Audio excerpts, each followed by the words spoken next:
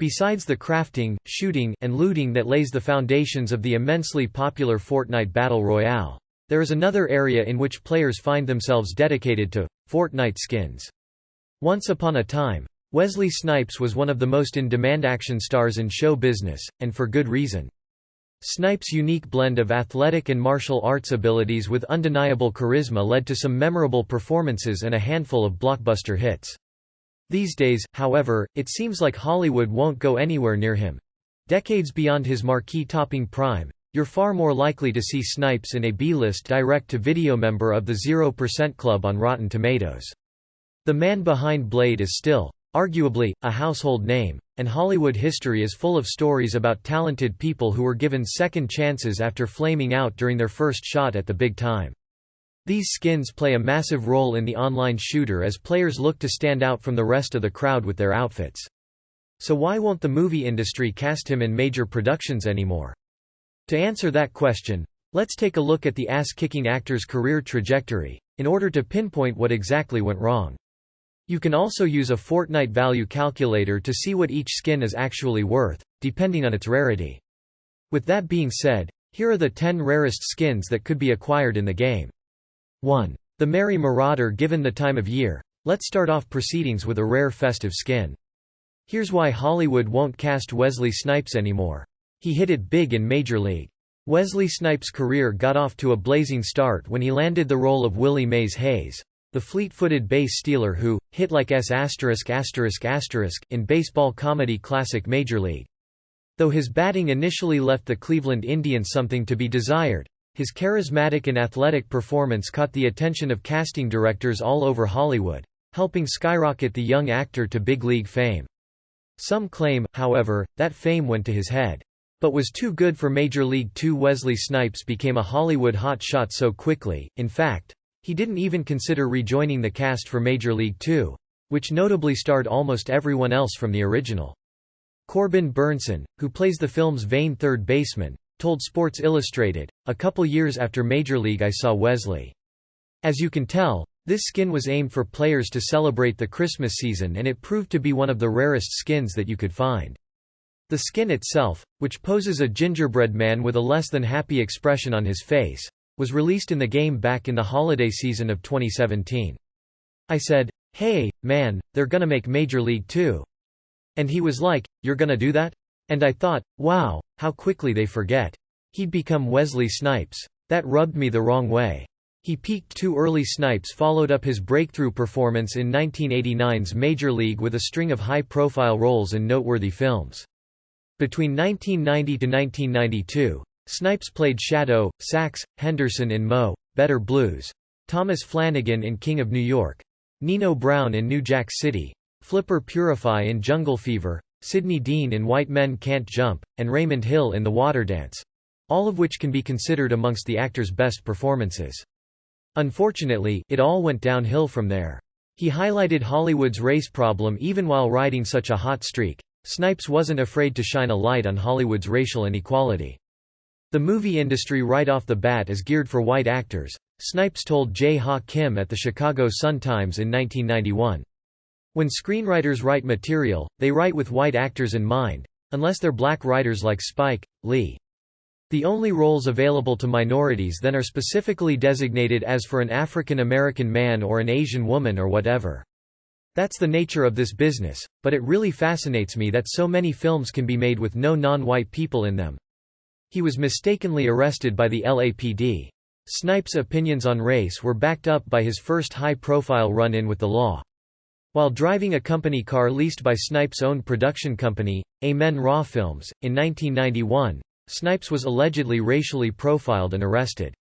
What made this skin so rare was the fact that it was only available for such a limited time, which is completely understandable given the theme that surrounds it.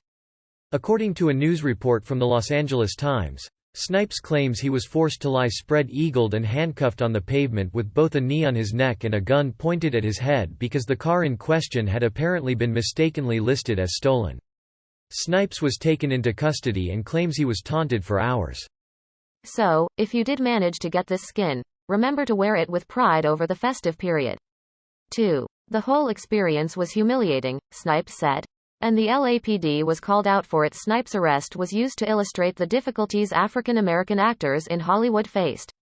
If he, Snipes, were Tom Cruise, this would have never happened, claimed actor Blair Underwood.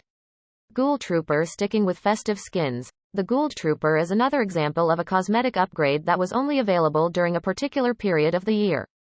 They would have realized it was a mistake right away. Ramona Ripston, executive director of the American Civil Liberties Union of Southern California, seconded that notion, stating in a press conference that because of the criminal profiles used by police in Los Angeles, a black man driving a rental car is an immediate suspect of a crime. So is a black man driving an expensive car, a car with a car phone, or an old, run-down car. Big names, bad reviews. Racial issues aside, Snipes followed up his tremendous run of good films at the very start of the 1990s with a string of high-profile action roles. He played John Cutter in Passenger 57, Jimmy Mercer in Boiling Point, and Webb Smith in Rising Sun. The rarity of this skin was epic, and as to be expected, being on this list is no longer in rotation. The Ghoul Trooper was available to players during a promotion in Halloween in 2017. Unfortunately, none of those reviewed well with the critics. And it would only get worse. His career cooled off fast. It appeared Snipes would turn his small slump around after being billed alongside action legend Sylvester Stallone in the very decent Demolition Man, but things only got worse from there. Sugar Hill, Drop Zone, To Wong Fu, Thanks for Everything. Julie Newmar, Money Train, Waiting to Exhale, America's Dream, The Fan, Murder at 1600, U.S. Marshals, One Night Stand, and the Snipes produced the big hit all failed to impress, and Snipes' career started cooling off fast. He caught 2 misdemeanors for packing heat. Snipes' second major run-in with the law was brought on, this time, by legitimate reasons, and would put a dent in the actor's professional reputation. In August 1993, Snipes was cited for carrying a concealed, stainless steel semi-automatic pistol, loaded with half a dozen rounds of hollow-point bullets, after a fender-bending motorcycle accident in Hollywood, resulting in a pair of misdemeanors for the once on-screen LAPD officer. Fortnite's popularity really kicked in the following year, which explains why this particular skin is considered quite rare as of today. 3. Snipes received 2 years of unsupervised probation and was fined $2,700. Unlike his previous high-profile encounter with the police, Snipes wasn't particularly bothered by this citation. The police were just doing their job, Snipes said in a statement. The Reaper. The suave, John Wick-esque skin is next on our list, and it most certainly deserves a spot given how limited the options were for obtaining it. Not only was it difficult to obtain at the time, but it also came out way back in Season 3, which was quite an early period of Fortnite that many players now may have missed out on. The only way that you could hope to unlock this skin was with the Season 3 Battle Pass, and players would need to get to Tier 100 to unlock it. So it goes without saying that the game certainly made you earn it, but it proved to be rarer than expected given that only a small percentage of players at the time were willing to put the time in to acquire it. 4. They were real cool. He led a state trooper on a high-speed chase. Snipes' reputation as a law-abiding citizen decreased even further in 1994 when the actor led a Florida state trooper on a 120 mph high-speed chase, which ended in the action star crashing his motorcycle. According to the Washington Post, the chase was initiated after a speeding Snipes blew between a marked patrol car and another motorist, and continued for 30 miles. Recon Expert. On the subject of going back in time, the Recon Expert goes all the way back to the first ever season of Fortnite. At first glance, you are probably thinking what everyone else was at the time, in that it is a pretty plain and boring skin to look at. But if you did decide to get a hold of this skin, then you certainly have yourself a very rare gem indeed. Looking at the outfit, you can understand why many players wouldn't have opted to go after it, especially since there were better looking skins even at this early period of the game. It is highly unlikely that the developers are going to put it back out there either, so even with its rather bland style, it is still one of the most elusive skins out there. 5. Sparkle Specialist. Another rare epic skin that is no longer in rotation was the Sparkle Specialist. The skin itself is far easier on the eye than a lot of the others that you will have found on this list. This themed skin that would not have been lost on any dance floor was also there for players to get their groovy hands on back in Season 2. Though rather strangely it hasn't appeared since. Spokesman David C. Sadly, if you fancy dancing the night away on the battlefield, then you might have a job on your hands trying to find it. 6. Pollock said, contrary to rumors of an intentional high-speed chase, Mr. Snipes was unaware of the patrol car trailing him, which is interesting. considering Snipes crashed his motorcycle after receiving either an intentional or incidental love tap from the front bumper of a clearly marked police vehicle. Snipes got off with a citation for reckless driving and refused medical treatment. Blade single-handedly kept him relevant just when it seemed like Snipes' run-ins with the law and string of less-than-stellar performances were on the brink of completely bankrupting his career. The action star bounced back with his most iconic role yet. Renegade Raider. Unlike a couple of the other Season 1 skins that you will find on this list, the Renegade Raider is slightly more popular, and not as difficult or as boring to look at. It still doesn't pop as much as the other cosmetics that you could get, or even the ones that were available to you at the time, but it did have a bit of something that stood out from the default outfits that are given. Of course, we're talking about the titular vampire-slaying superhero in Blade. Without the help of a big-name co-star like Sylvester Stallone, Snipes single-handedly helped Blade rake in $131,183,530 worldwide, at a time when superhero films weren't the cinematic mainstay they are today. And of course, its sheer rarity comes from just how early the skin was released in the game, which was available once players reached level 27. Despite only receiving mediocre critical reviews, the film was a massive success, spawning a pair of sequels and cementing Snipes as both a household name and bona fide action hero. His star on Hollywood's Walk of Fame signaled the end. Following the success of Blade, Snipes finally received validation for all the hard work he put into both the good and bad movies he starred in and/or produced throughout the 1990s. The Royale Bomber. This particular skin was always likely to make the list, given that it was only available to those who owned the game on PS4. On August 21, 1998, Snipes received his star on the Hollywood Walk of Fame. Unfortunately, this would all but mark the end of Snipes' career as a blockbuster Hollywood star, as he'd ultimately follow up a brief break from acting with a whole slew of bad movies, a string of poor legal decisions, and pages upon pages of negative press. His turn of the century flopped after the commercial success of Blade, and having received his star on Hollywood's Walk of Fame, Snipes took a couple of years off. Unfortunately, his return wasn't particularly triumphant, and the start of the 21st century would prove to be the beginning of the end for the actor and producer. First up was The Art of War, a Snipes-produced UN thriller in which he also starred. Not only that, but it was a part of a themed bundle when Epic Games started to branch out with releasing cosmetics through real-world methods through a variety of items. As for the timeframe, it was only available in summer 2018 before being promptly replaced by a new bundle. What's more, the skin was only available for players in Europe. So not only was it a tight release window, but it was also only available on a certain platform in a certain region. Needless to say, it's a skin of very high value. 8. Galaxy. There is another skin on this list that was also exclusive to a certain platform. The Galaxy skin, which coincidentally was the most expensive skin on the market upon release. The Galaxy cosmetic was only available to those who pre-ordered either the Samsung Galaxy Note or the Galaxy Tab S4, which would cost you upwards of $400 back then. Where the Royale Bomber was only available to PS4, the Galaxy skin was only able to be obtained on one particular platform. 9. The film proved to be a massive failure, both critically and commercially, and Snipes never found himself another winner. Guillermo del Toro's assistance on Blade 2, however, almost brought Snipes back from the grave, but both Zigzag and Undisputed dug the hole even deeper. He tried to sue New Line Cinema. The final nail in the coffin for Snipes was Blade Trinity, which, in addition to being hands down the worst film in the series, all but ensured major studios would never work with Snipes again, especially after Snipes filed a lawsuit against New Line Cinema and the filmmakers to the tune of $5 million. According to Variety, Snipes alleged that Blade Trinity's director, screenplay, and supporting cast were all approved without his express consent, which violated his contract. Aerial Assault Trooper. Going back to Season 1 again, and this Skull Trooper once again falls under the same category of the Recon Expert, in that it was overlooked by how basic the skin was on the surface. Looking at the skin, it does look rather tame, and doesn't really stand out from the crowd when it comes to the other cosmetics that were on offer even at the time. He also claimed writer-director David Goyer made racist remarks regarding Snipes' professionalism and refused to punish a crew member who wore a racist t-shirt while filming. On top of that, Snipes claimed New Line Cinema intentionally hired only white individuals, still owed him $3 million, and didn't help the actor obtain a tax exemption on the grounds that he was being paid from a Swiss company for a movie being filmed in Canada. He allegedly didn't cooperate on the set of Blade Trinity. Legal battle aside, the filming of Blade Trinity was truly a disaster of epic proportions.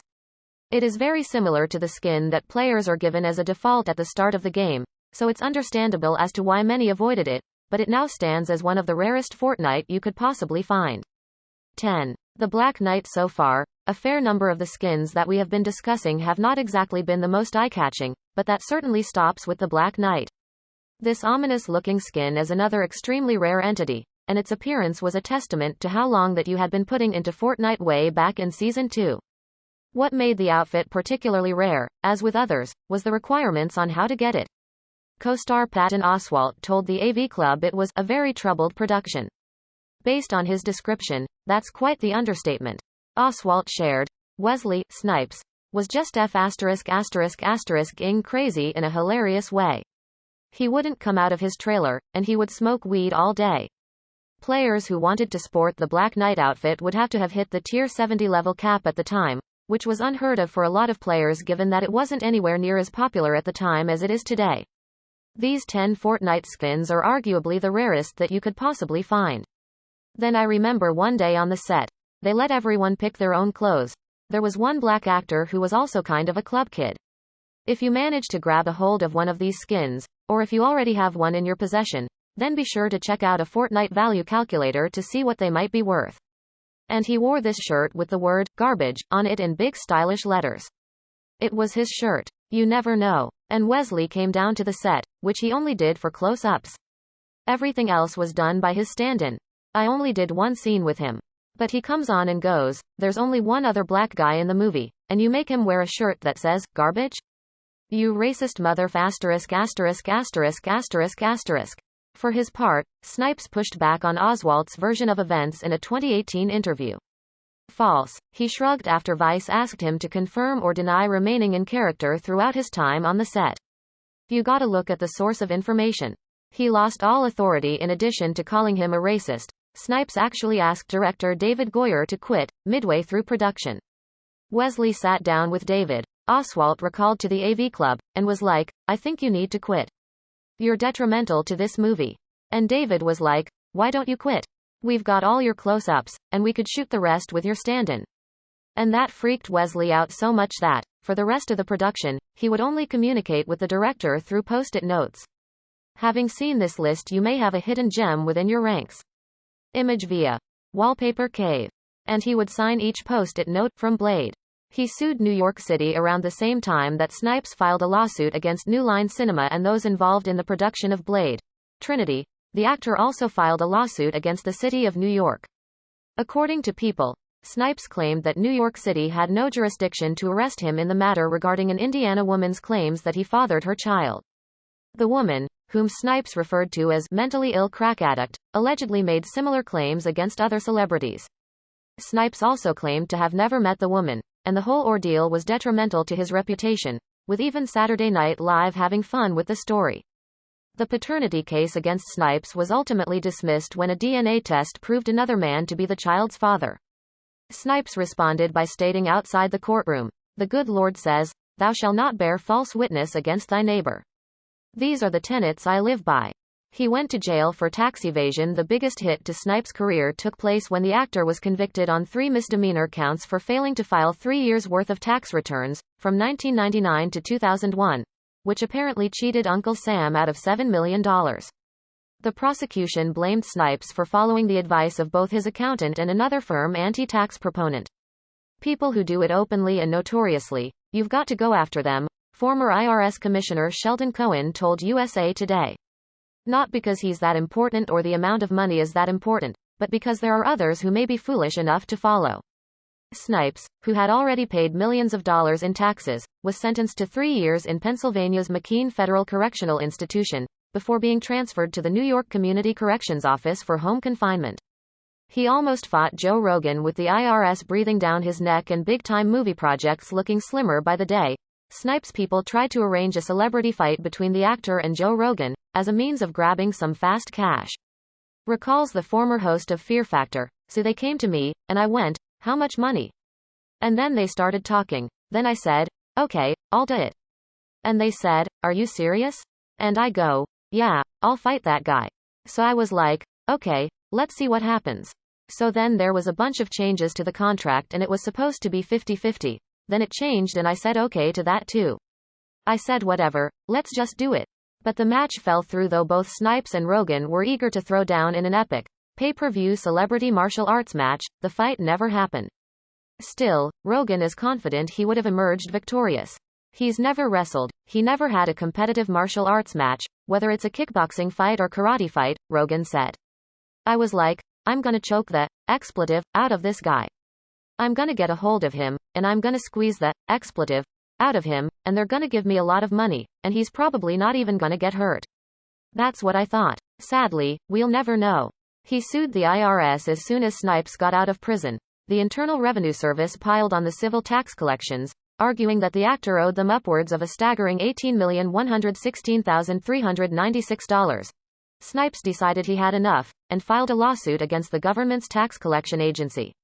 Snipes argued that the IRS was just arbitrarily throwing out figures in an effort to collect as much money as possible, which directly contradicts their Fresh Start program. Created in 2012, the program is supposed to assist those with feeling the burden of financial hardship resolve their tax issues in a manner which is mutually beneficial to both the taxpayer and the government. And it's probably safe to assume an $18 million bill is more beneficial to the latter.